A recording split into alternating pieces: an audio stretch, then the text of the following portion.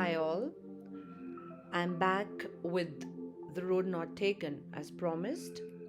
So, we shall be discussing the literary devices or the poetic devices in this video. Coming to the first stanza, we have metaphor here.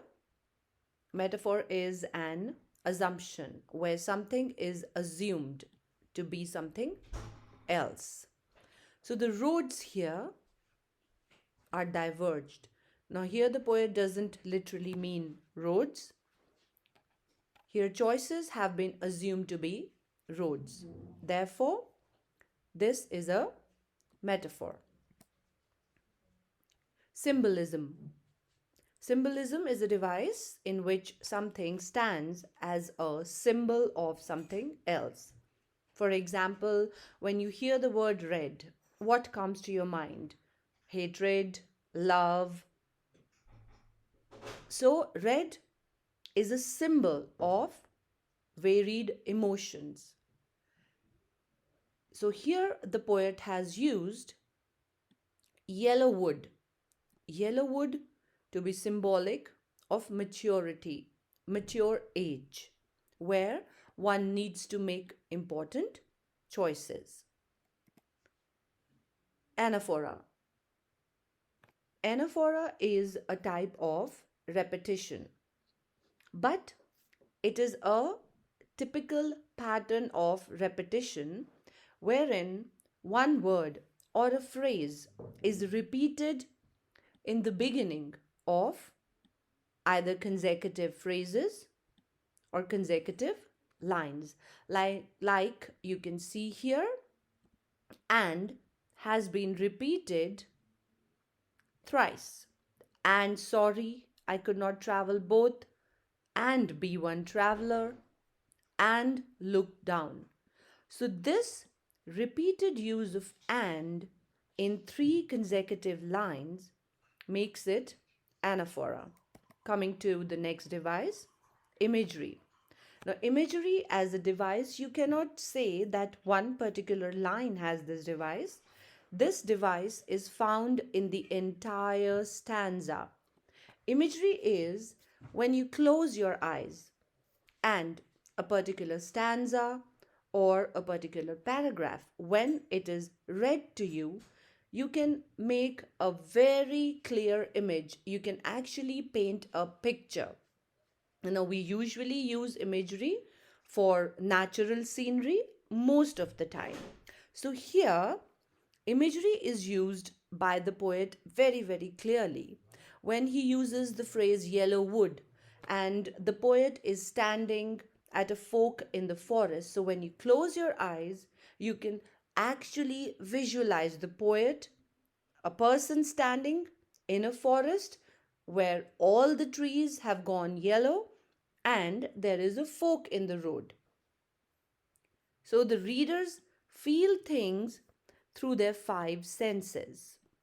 So here the poet has used images to appeal to the sense of sight, like leaves, yellow woods. So they help the readers to actually perceive the natural scene as they are reading. Coming to the next stanza, simile, just as fair. Simile, as you all, I'm sure, must be aware of, it is a comparison between two objects on a quality which matches. So here the poet is comparing both the roads, that both the roads were fair, right? That is why this is simile, and use of the word as or like makes a comparison a simile. Inversion. Inversion is the device where there is a wrong order of the words. If we see the sequencing of the words, we do not usually put like that.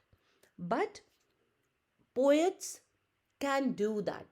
Writers can do that in their prose as well, just to create some interest, or usually the poets use this device of inversion to make the lines rhyme.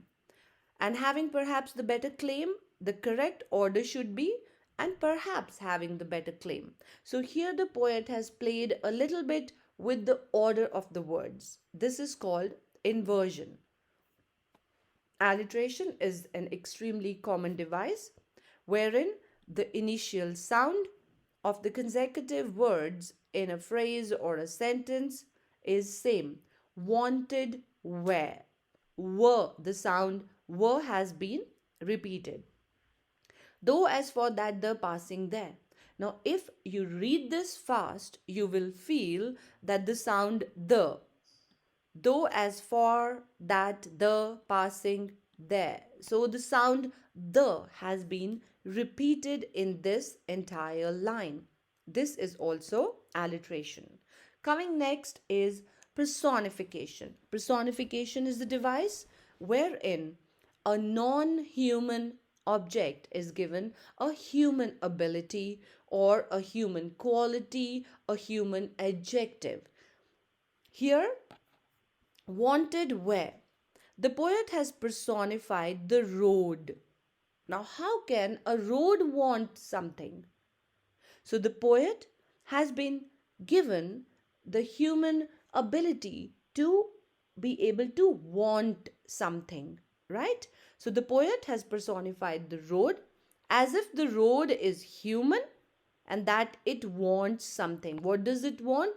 It wants to be worn off. It wants people to travel on it. That is what makes this phrase wanted where a personification. Moving on next, inversion. Like I've already explained, equally lay.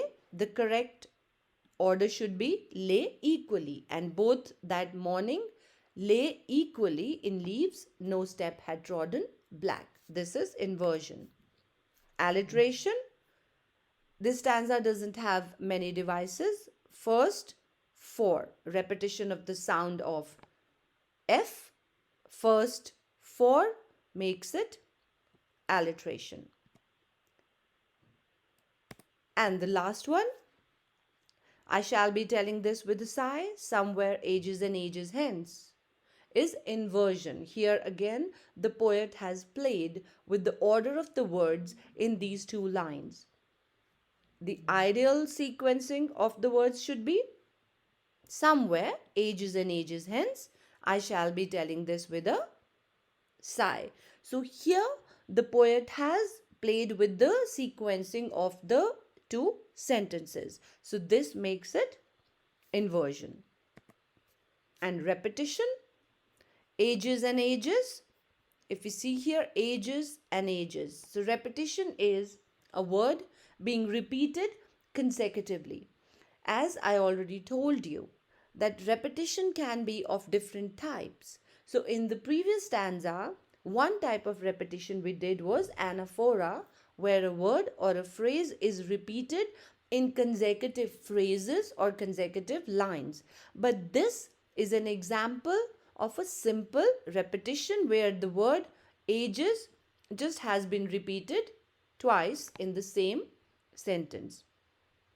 Coming to I, if we see these two lines make one sentence. So the pronoun I here has been repeated twice in the same sentence and hence this is repetition.